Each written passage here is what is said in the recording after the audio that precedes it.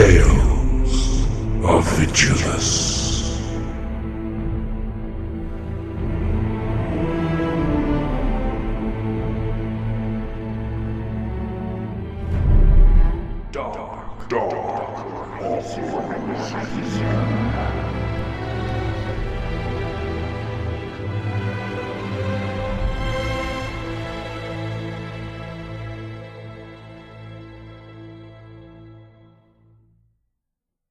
Screams echoed through the corridors of the forge and furnace.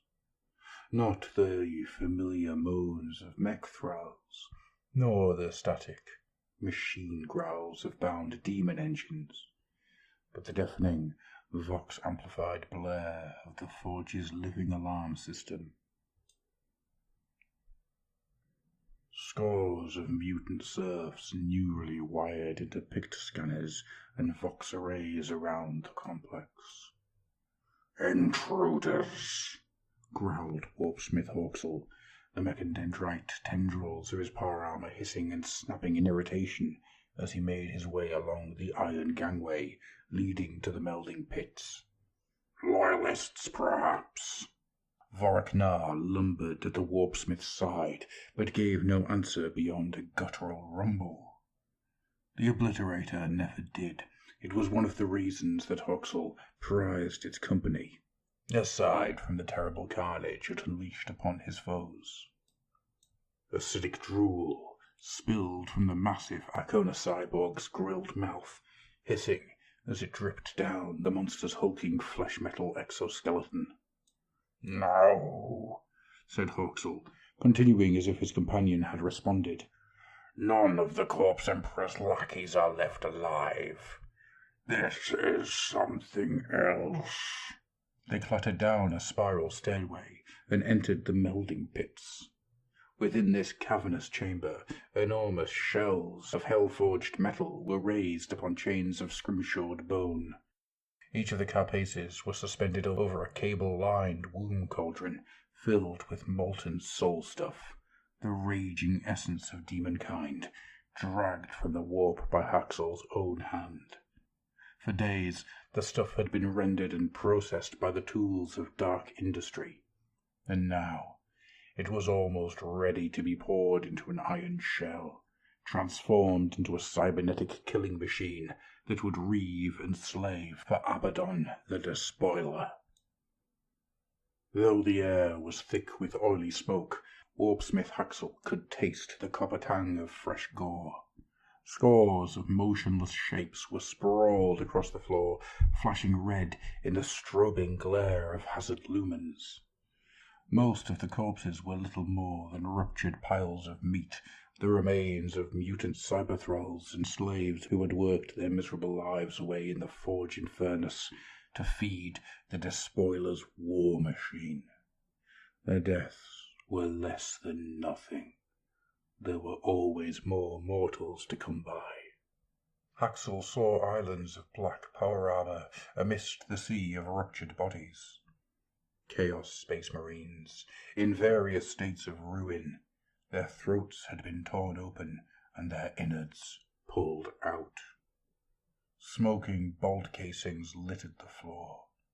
The warpsmith shook his head, confused by what he was seeing. Clearly, the slaves had died trying to overwhelm the Black Legion sentinels. "But no mere chattel could do this," he muttered, rolling over one of the dead warriors with his boot. Some form of jagged blade had carved through the dead man's helmet and the skull beneath. Voraknar's wordless growls became louder and more insistent as its sunken eyes stared out across the smoke-wreathed hall. The Obliterator's torso peeled back with a sickening tearing sound, and a red-hot plasma cannon emerged, its flesh-metal surface wet with gory slime. Haxel turned, pistol raised. He heard the patter of bare feet on the ground and the guttural screams of maddened beasts.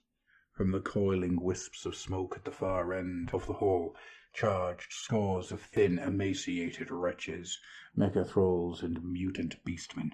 Some of them dragged themselves along the ground on crooked limbs, unable to run because of the spiked manacles buried into their flesh. Most of them clutched pitiful weapons, lengths of iron and barbed chains. Others were entirely unarmed, but for their yellowed nails and teeth. "Defiance is met with execution," the warpsmith bellowed. "You shall all boil in molten iron for this."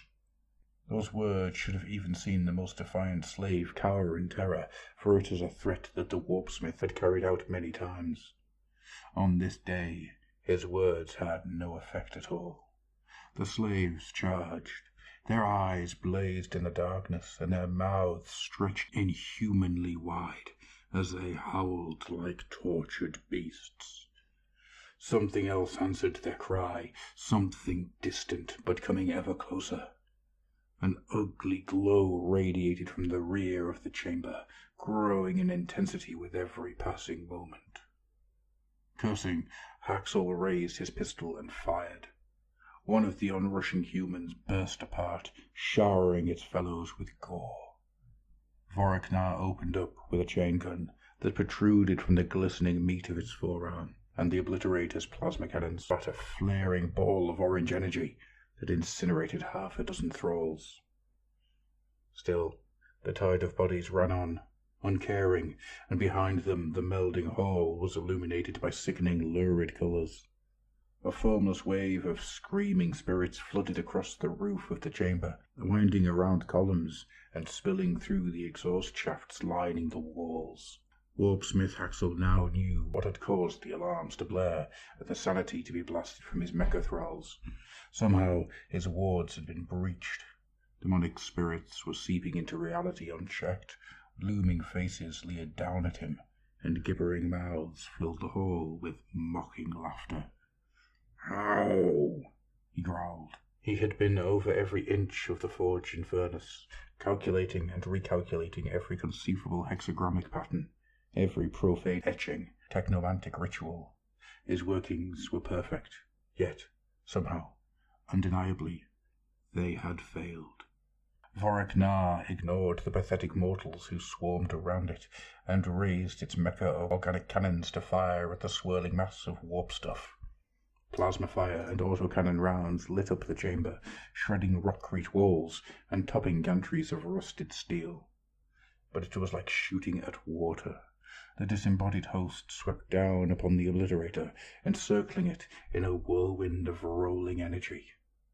Voriknar was smashed to the ground, landing with force enough to shake the entire hall. The Obliterator rocked and convulsed, still firing its weapons madly, even as the incorporeal storm tore it apart. "No! No!" roared Haxel, enraged at the loss of such a valuable asset. The malformed mob rushed forward and leapt upon the warpsmith. Blinded with rage, he killed them by the score, methodically smashing and tearing them apart with his gauntlets, hewing others to death with his axe. But the forge and furnace housed 1,000,000 slaves, and no matter how many he butchered, still on they came. He was aware of their claws scraping across his helm, fingers and nails breaking on ceramite. Haxel closed his fist around the skull of one of his tormentors and squeezed until he felt the bone crunch and splinter. The world was a blur of gore and madness. A bloated form scuttled out of the darkness. Haxel had the brief impression of an oversized metallic arachnid, its segmented body slick with oil and gore. The thing slammed into Haxel with the force of a thunderhammer and bore him to the ground. He found himself staring into a hideous insectoid face, many-eyed and terrible. As he struggled and cursed beneath its weight, blade-like limbs stabbed down, piercing his chest and gouging great rents in his armor. He felt a spear of agony shoot through his left elbow. He looked, and saw that the arm ended in a bloody stump. His severed limb lay twitching on the floor, Parak still grasped in its gauntleted fist. "Enough," boomed a voice, and immediately did the hideous thing retreat, scuttling away into the shadows. So too did the maddened thralls fall to their knees, gibbering uselessly. Haxel lay on his back, wheezing through punctured lungs that were swiftly filling with blood. Striding out of the swirling fumes came a cloaked figure. The air boiled and shimmered as the stranger came closer. The disembodied warp spirits of the forge coalesced around him like a cloak of lurid colours. He wore long robes of crimson, and a ram-horned skull helm, and burning braziers sat atop his pauldrons. In one hand he carried a great staff topped with a demonic skull. Though his robes were blood-red, the Eye of Horus sat proudly upon his pauldron. Warpsmith Haxel recognized the occult splendor of a master of possession, a sorcerer and consorto of demonkind. Hatred filled his throat like bile, choking him. He despised nothing as much as these duplicitous conjurers. The malformed throng prostrated themselves before the newcomer, as if he were a saviour come to deliver them from their worthless lives. He parted, bowing and wailing, as he passed them by, and made his way before the warpsmith. Haxel tried to raise his bolt pistol, but the horned warrior placed a boot upon his wrist. "Traitor!" hissed Haxel. "Fool! Do you know what you have done? The War Master himself granted me command of the forge and furnace. Do you think he will forgive this? When the forge fires dim and production grinds to a halt, he will discover what you have done here. What do you think he will do to you then, sorcerer?" He spat the last word as an insult. "The fires will not go out," said the Master of Possession, kneeling before Haxel. "They will burn fiercer than ever. You put your faith in metal, Warpsmith, but such a simple, crude matter cannot hope to contain the raw potentiality of the Empyrean. This is why I have come, why I have liberated this place from your wasteful ignorance." Malevolent things danced triumphantly above Haxel, their half-formed faces leering and mouths drooling as they revelled in their freedom. "You will burn for this," Haxel groaned. "Perhaps, but not today, I think. Fear not, Warpsmith, this may not be your end either. You will serve the Octet faithfully if you survive." Haxel spat blood in his tormentor's face. The figure did not flinch as the acidic gore splattered across his helm. "A worthy vessel indeed," the sorcerer said, lowering the tip of his staff towards Haxel's torn chest.